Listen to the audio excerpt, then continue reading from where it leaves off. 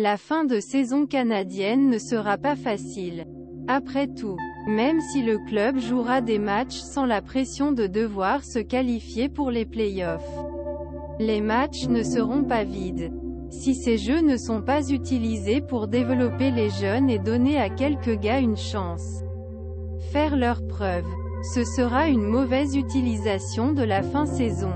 Personne n'en doute. Même si le calendrier sera difficile, il n'en reste pas moins que c'est dans l'adversité que l'on grandit.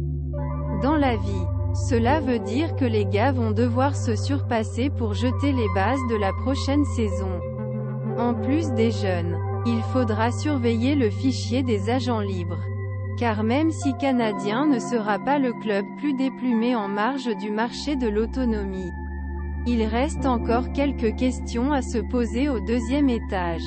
En effet, si l'on tient compte tous les membres de son organisation, le Canadien compte 19 joueurs dont le contrat expirera à la fin cette campagne.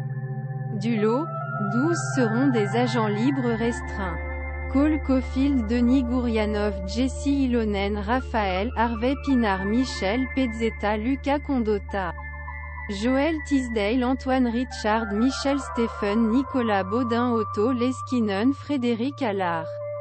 Évidemment, les Canadiens ne voudront pas perdre la majorité de ces gars-là.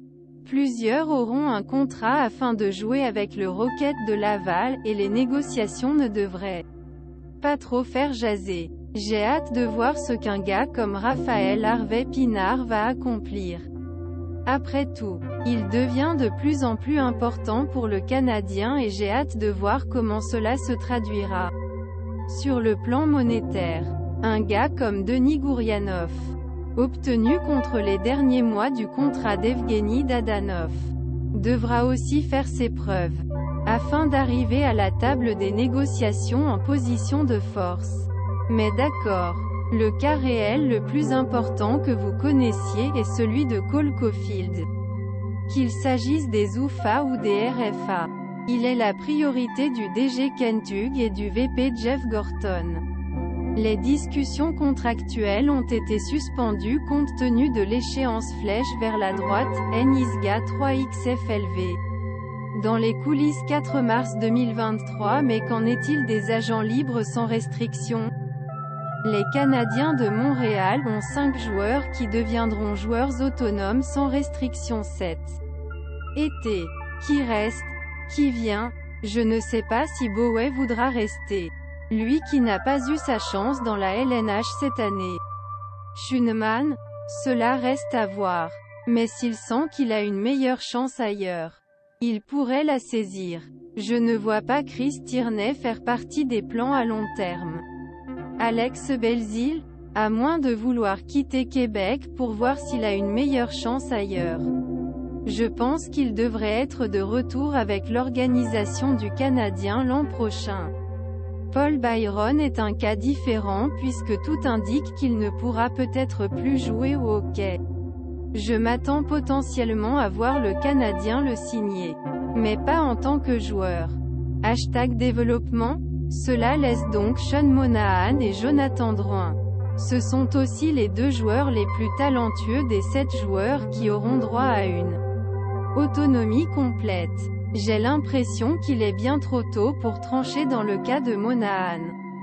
Kent Hughes pourrait utiliser une règle pratiquement jamais utilisée de la convention collective flèche vers la droite. LDR 79 ODNPV. Dans les coulisses 5 mars 2023 et il y a Jonathan Drouin.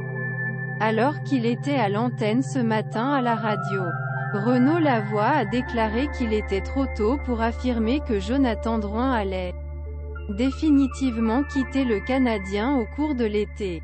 À ses yeux, il est de plus en plus à l'aise avec nouvelle administration et le fait que sa jeune famille puisse rester à Montréal pourrait jouer dans la balance de décision. Il ne dit pas qu'il va rester, mais qu'il y a des chances. Disons que j'ai des doutes à ce niveau. Après tout, Drouin a dit il y a quelques semaines qu'il voulait impressionner les autres équipes afin de tenter de remporter la Coupe Stanley. On sait aussi qu'il est souvent blessé. que la pression du marché montréalais est grande pour lui et qu'avec tout le monde en bonne santé, Drouin saute parfois son tour. C'est le sentiment que j'ai depuis que je ne le vois pas revenir en ville, pour son propre bien. Même si Drouin s'est dit heureux de rester à Montréal pour terminer la saison, je le vois signer ailleurs dans la LNH. Ce sera à lui de s'assurer qu'il mérite sa place au soleil pour se placer en bonne position pour l'année prochaine. On a eu le meilleur des deux mondes hier soir avec le premier but de Drouin et une défaite contre les Ducks. Flèche vers la droite KJNUPJIHNM. Dans les coulisses 4 mars 2023, alors à mes yeux, le dossier le plus intriguant en RFA sera celui de Monahan. Je m'attends à voir Drouin partir et les autres dossiers sont un peu moins prioritaires, non. Déplaise aux gars. Et évidemment, dans la RFA, il y aura T-Call. #Habs aura un patinage matinal à 10h30, et au Centre Bell, avant le match de ce soir contre les #Let's Go Can. Priyanka Emrys 7 mars 2023. Le CH s'entraînera à 10h30 ce matin. Saviez-vous que la conjointe de Frédéric Allard est la fille de Bernard Drinville?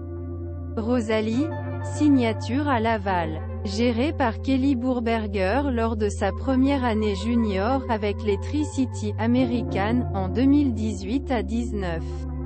Bourberger est maintenant entraîneur adjoint du Rocket. F8 Elcha 8 LLX. Maxime Morin 7 mars 2023. En effet,